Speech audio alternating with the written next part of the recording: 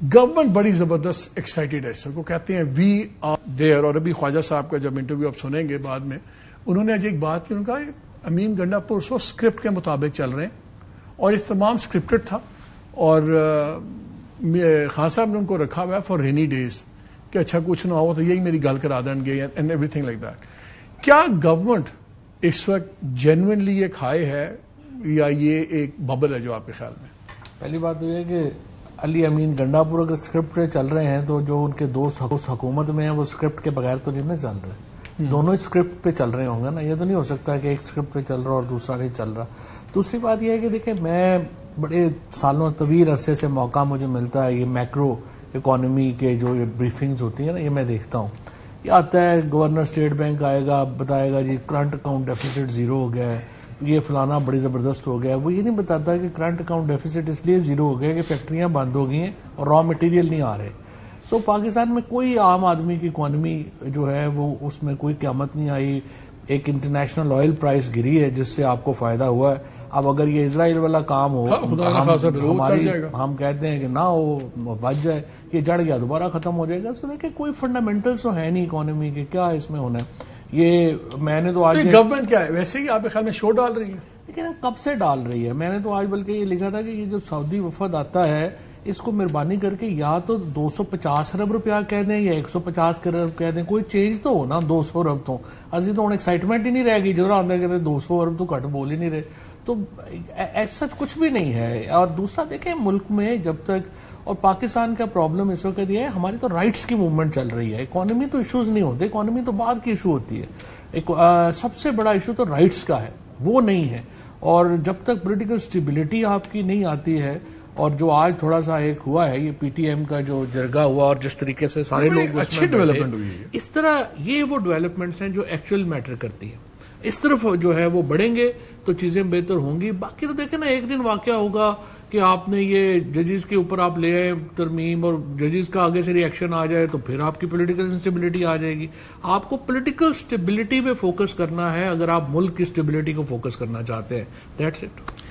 شاید جی یہ بتائیں، ایک دن پی ٹی آئی نعرے لگاتی تمہارا باپ بھی دے گا آزادی، فلانا بھی کرتا ہے، پھر یہ جرگہ بھی ہم نے دیکھا. اگین میں تو بڑا خوش ہوں جو آج ہوا ہے، اور کل بھی ایک جرگہ دوسرا بیٹھے گا، وہ اب ریلیونٹ لوگوں کے ساتھ بات کرے گا.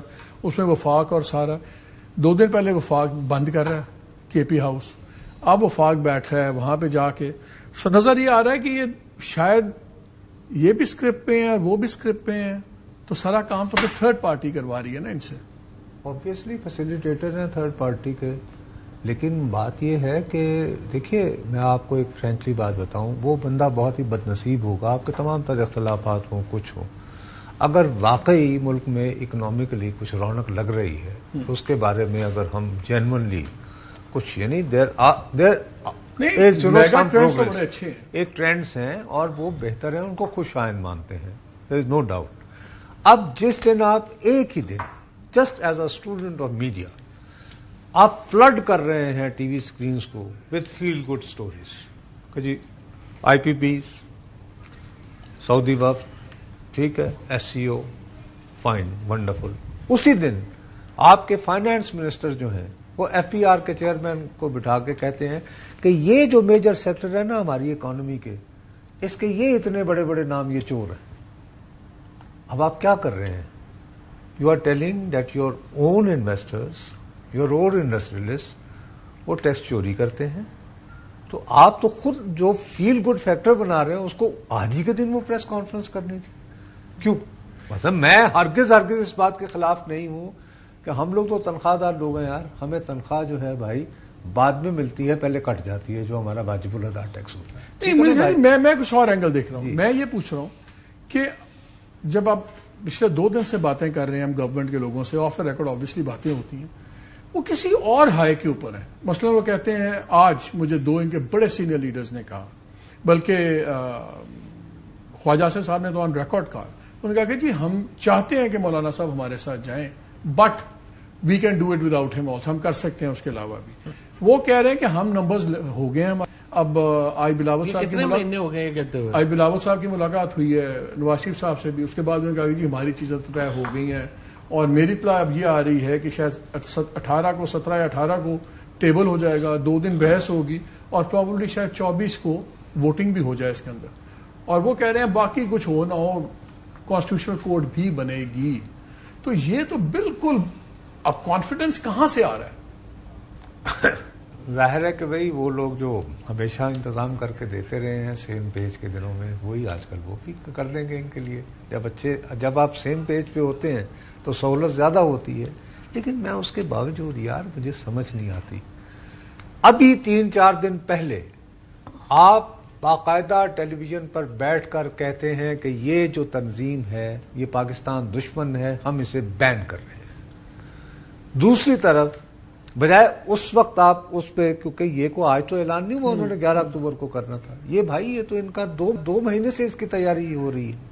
آپ وہ سارا بھول کے, تو وہ ایک صاحب وہاں سے چل کر محمود غزنوی کی طرح جو ہیں وہ چوتھی الغار پہ تھے یہاں پہ, اس کے بعد پھر وہ 2 دن کے لیے غائب ہو جاتے ہیں, جن کے اپنے صوبے میں یہ سب کچھ ہو رہا ہے.